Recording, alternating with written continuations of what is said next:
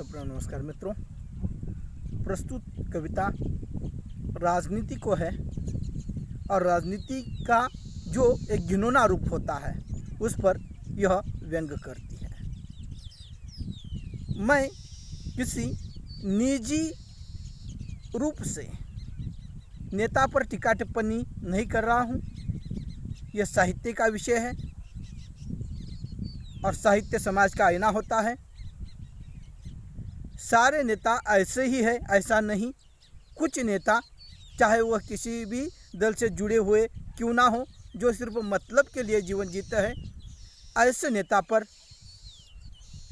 कल्पना के माध्यम से वहाँ पर व्यंग किया गया है। इस कविता में कल्पना है, यथार्थ के साथ इसका संबंध नहीं है और सारे नेता ऐसे हैं ऐसा भी इसका विषय नहीं है। किसी एक दल के नेता पर मैं टीका टिप्पणी नहीं कर रहा हूँ या कविता में ऐसा आशय नहीं है।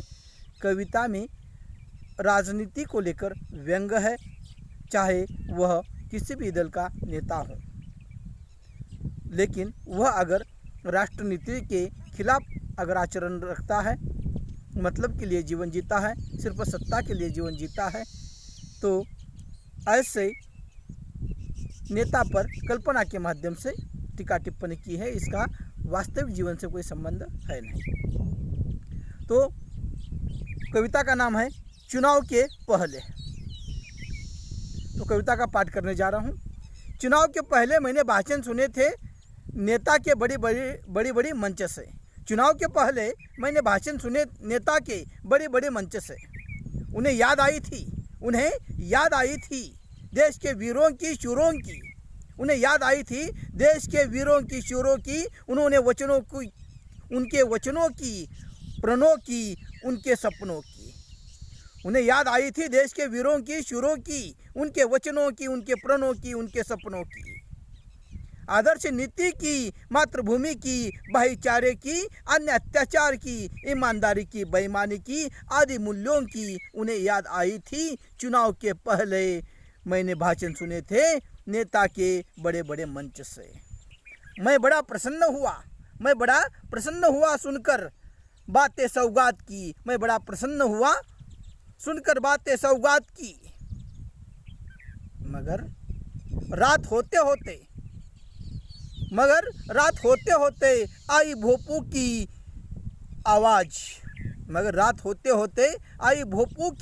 आवाज। भोपू यानी स्पीकर। भोपू की आवाज। शायद चुनावी प्रचार था। देखा वही लोग नाच रहे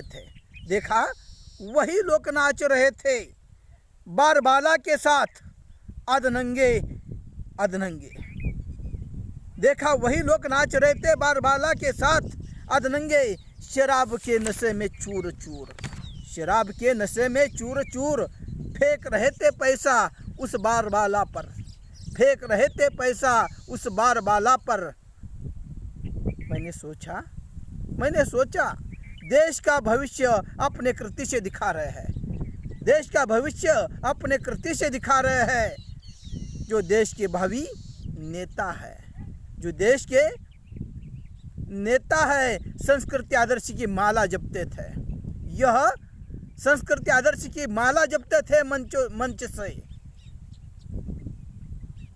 इन्हें देखकर मुझे वह भाषण याद आए जिसमें देश के गौरव की बातें थी, लेकिन वास्तविकता उस रात मैंने मेरे आँखों से देखी, जो एक स्पीकर के उस भोपू के गीत पर सारे अधनंगे शराब के नशा में चूर होकर नाच रहे थे। तब मुझे यकीन हुआ यह अंदर से कुछ थे और बाहर से कुछ थे। ये अंदर से कुछ थे और बाहर से कुछ थे, जैसे हाथी के दांत थे।